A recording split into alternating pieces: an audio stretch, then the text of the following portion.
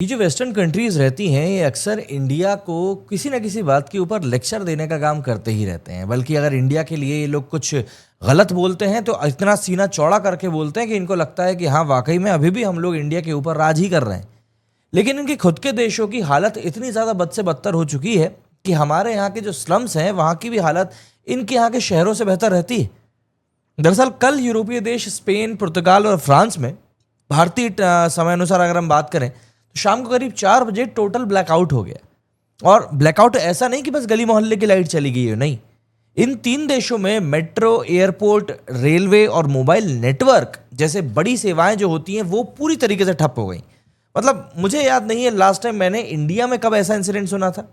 और इस ब्लैकआउट से लाखों लाख लोग बिना बिजली के रहने पर मजबूर हो गए।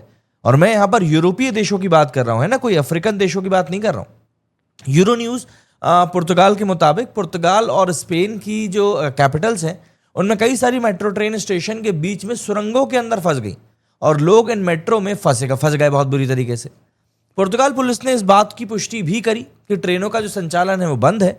पोर्टो और लिस्बन दोनों शहरों में मेट्रो सेवाएं टोटल तरीके से बंद कर दी गई थी और पूरे देश में ट्रैफिक सिग्नल भी काम करना बंद कर चुके थे।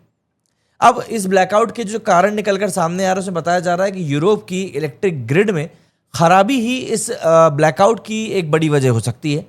दरअसल फ्रांस के दक्षिण पश्चिम में अलारिक माउंटेन पर आग लग गई है। इससे पेरिपिगन और पूर्वी नारबोन के बीच में एक हाई वोल्टेज इलेक्ट्रिसिटी लाइन को काफ़ी नुकसान पहुंचा है। पुर्तगाल की राष्ट्रीय विद्युत कंपनी आरईएन ने कहा है कि इसे पावर आउटरेज का एक पॉसिबल कारण माना जा सकता है। स्पेन के बिजली ग्रिड के प्रमुख ने कहा है कि पावर रिस्टोर होने में कम से कम 10 घंटे का समय तो लगना ही था और इतना ही लगा भी। रेड इलेक्ट्रिका के सीईओ एडुआर्डो पेट्रिकॉन ने प्रेस कॉन्फ्रेंस में रिपोर्टर से कहा कि इस प्रॉब्लम को सॉल्यूशन निकालने के लिए जितने भी तरह के ऑपरेशंस होंगे वो उसको करेंगे हम लोग, और इसको करने में हम कम से कम समय लगाएंगे, कोशिश हमारी यही है। यूरोन्यूज स्पेन ने यह भी बताया कि स्पेन सरकार ने मेनक्लोआ में एक इमरजेंसी बैठक भी बुलाई और कंडीशन पर लगातार नजर बनाए रखी। वहीं फ्रांस में ब्लैकआउट के कुछ मिनट के अंदर ही पावर रिस्टोर कर लिया गया था। यहां ब्लैकआउट का बहुत ज्यादा असर नहीं पड़ा। देखिए, पावर ब्लैकआउट है लेकिन अस्पतालों को भी बहुत ज्यादा अफेक्ट किया था। स्पेन के मैड्रिड का लापाज अस्पताल और पुर्तगाल की कई सारी मेडिकल सुविधाओं पर असर पड़ा है। इनमें से कुछ फैसिलिटीज को तो सर्जरी तक रद्द करनी पड़ गई। टेलीकम्युनिकेशन सेवाओं के साथ साथ स्पेन और पुर्तगाल के नागरिकों ने मोबाइल नेटवर्क तक पहुंच न होने की भी काफी ज्यादा शिकायत करी। इसके अलावा मैड्रिड का बराखास अंतर्राष्ट्रीय हवाई अड्डा भी बिजली संकट से काफ़ी ज़्यादा अफेक्ट हुआ। इसी दौरान एरिया में कई सारे दूसरे हवाई अड्डों ने भी अपने ऑपरेशंस को पूरी तरह से रोक दिया। स्पेन के एक बड़े ऑफिशियल ने बताया कि बड़े पैमाने पर बिजली संकट के पीछे साइबर हमला तो नहीं है, इसकी जांच भी फिलहाल की जा रही है।